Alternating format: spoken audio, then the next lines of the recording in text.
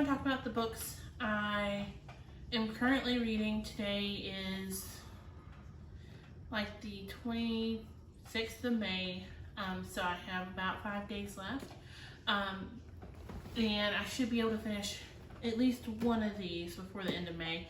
The other two will be rolling over onto my June TBR. But the first one I'm currently reading is Wicked Lovely by Melissa Marr. This is all about Aslan, who can see fairies, and all her life her grandmother has raised her to say, raised her with 3 rules. Rule number 3, don't stare at the invisible fairies. Rule number 2, don't speak to the invisible fairies. And rule number 1, don't ever attract their attention. And the story is all about what happens when she breaks those rules. So I am currently, one second, let me look.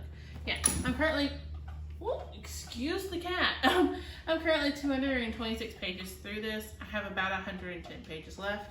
I will finish this tonight. I'm excited to see where this goes and where this leaves me. I am loving it. I will be putting the next one on my TBR for June, so spoiler alert on that. But I am loving this.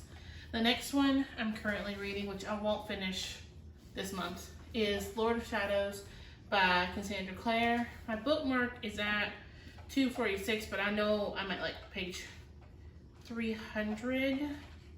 Let's look. I'm on chapter 17. 334, because I'm on chapter 17. This is the second one to Lady Midnight. I did finish Lady Midnight this month and loved it, so I was like, why not? I'm gonna go ahead and move on. So far, guys, I'm loving the Blackthorn family. I love the characters in here. I'm loving it. Listening to the audiobook has been really good, except the audiobook gets kind of weird. The narrator makes a choice to voice a character who comes back a certain way, and it's awful. Honestly, it's kind of cringy to listen to. I actually paused it and just read through that part because it was cringy to listen to. But so I am currently reading this and won't be able to get it finished. And the third one and last one that I'm currently reading, and I'm not going to finish, I know it, is The Wise Man's Fear by Patrick Rothfuss. This one, I am only 94 pages through, and I love it. I love Koth. I love his attitude. I love these characters. Honestly, the reason I put this down was so I could pick up Wicked Lovely and finish something else this month. I will dive back into this next month. It will be like 100-page at a time chunk, just because I don't want to devote all my time to it and not read anything else. So yeah, that will hopefully get done here in a couple months, but it will be on my TBR until I finish it. And then the ones I didn't finish this month, the first one is Stephen King's Salem's Lot. This one I had some trouble with. You will get a full review on this. I think it's mostly from the time period it's set in, and some choices King makes in the middle of it. Does not mean I don't like King, does not mean I don't like his books, because I really did enjoy myself. I will be picking up with Stephen King next month because I enjoyed it so much. It's just this one was a little hard to get through at times. So yeah, and I listened to this audiobook and it was a really good audiobook. So if you're looking to get through a Stephen King and you're like, that is a monstrosity of a book, because this one was 600 pages. Yeah, it's like over 600 pages. I highly suggest the audiobook because the audiobook narrator is really good. Also, King reads there's like a introduction to this, and King explains why he wrote this and where he came from, and he actually narrates that part, and it was so good. So I do highly suggest the audiobook for that. The next one I finished this month, I'm not doing these in order of when I finish them, just as the order I have them stacked, is Shift by Hugh Howey. This is the sequel to Wool by Hugh Howey.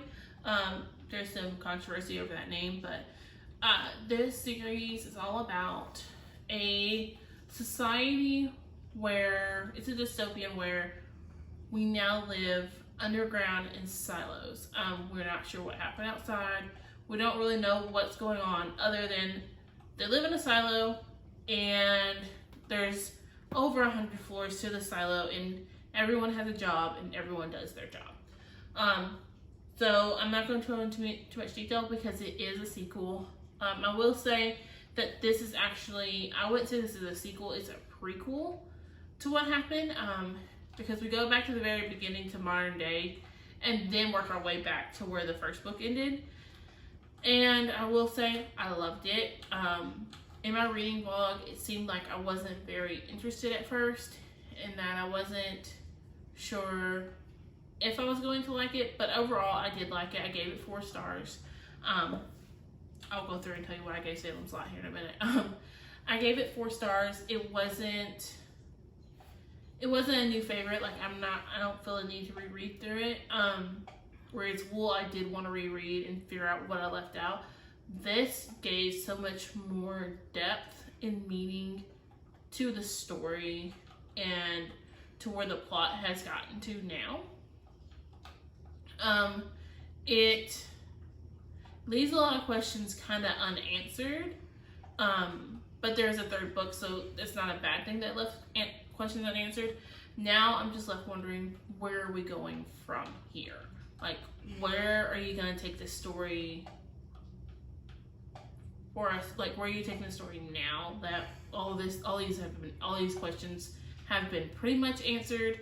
So yeah, 4 out of 5 stars, not bad. Yeah, Salem's Lot, I did go ahead and give 3 stars, 3.5. I hate giving a 0.5, but I guess I would have to give it 4. Excuse that, my wife's phone's going off. I guess I would give it 4. Honestly, I would have docked it a 0.5 just because of some of the language, but it's the time period it's set in, so I would give it 4 stars after all. The next one I read this month was A Court of Mist and Fury. I don't have much to say. It's a sequel to A Court of Thorn and Roses. My reread of A Court of Thorn and Roses was not as fun as this. I love this book. I love Raisin. I love Freya, and it was a 5-star read. I have nothing else to say. If you've not picked up this series, I do highly suggest it. I will say I'm not a big romance reader usually, but I love the romance in here, and there's enough other going on that it's worth it. If you read the first one and hated the insta romance sort of, this one doesn't do that. They do grow on one another, so that's really good. I do highly suggest that. Next, I finished Blood Promise by Richelle Mead. With this one, I love this series so far. The first one started out to where I didn't really care for it. I didn't really like it. With the first one in this series, I really was like, do I even want to continue? Because I'm not interested in what happened. I'm not really interested in characters. The only character I'm interested in is Rose. And the whole series is told from her perspective. So I was like, you know what? I'm going to go ahead and move on. I love this series now. This is the 4th one in the series. So I don't want to give you too much